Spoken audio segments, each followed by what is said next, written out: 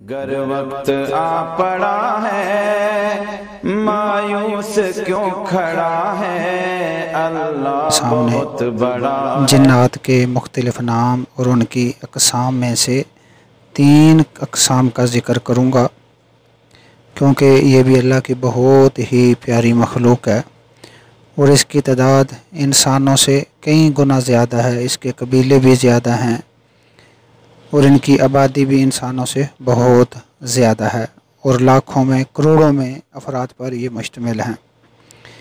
ان میں جو سب سے پہلی قسم ہے وہ شیطان ہے، جو ہم عام معنوں میں کہتے ہیں نا فلاں آدمی شیطان ہے یار۔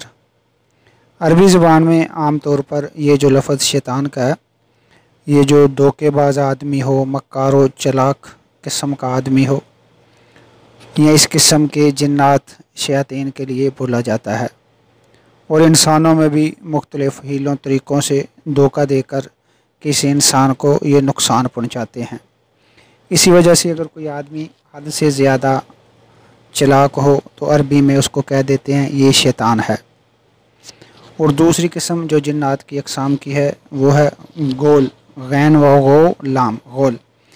یہ جنات زیادہ تر صحراؤں میں، جنگلوں میں پائے جاتے ہیں اور بیس بدل کر، شکلیں بدل کر انسانوں کو تنگ پریشان بھی کرتے ہیں، ہراساں بھی کرتے ہیں، اور یہ لفظ جو ہے غول بطور جمع کے استعمال ہوتا ہے۔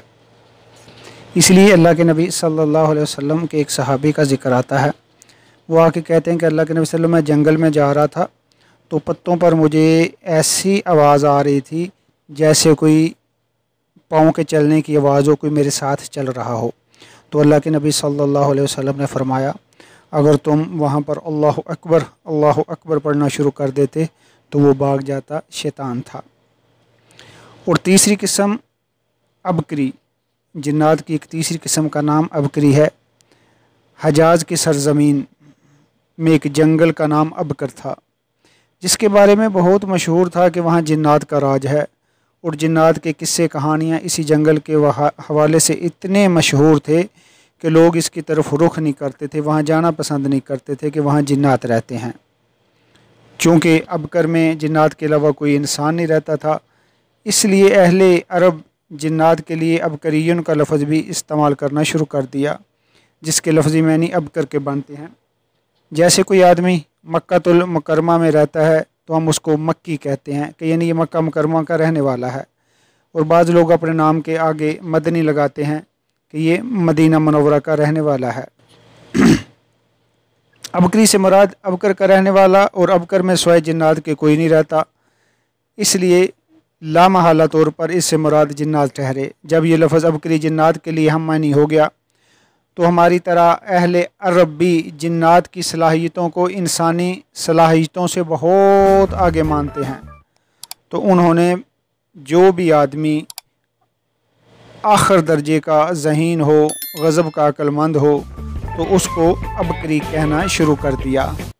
آج آپ کے سامنے جنات کی یہ 3 اقسام کا ذکر کیا، نمبر 1 شیطان، نمبر 2 غول، اور 3 نمبر ابکری۔ باقی اقسام کا بھی انشاءاللہ نیکسٹ ویڈیو میں ذکر کیا جائے گا۔ اگر ویڈیو اچھی لگی ہو تو لازمی سبسکرائب کیجئے گا، لائک کیجئے گا، بیل آئیکن کا بٹن دبائیے گا تاکہ ہر آنے والی نئی ویڈیو آپ کو ملے۔ جزاکم اللہ خیر، اللہ آپ کو دنیا آخرت میں کامیابیاں عطا فرمائے۔ بارک اللہ فیک۔ السلام علیکم ورحمۃ اللہ۔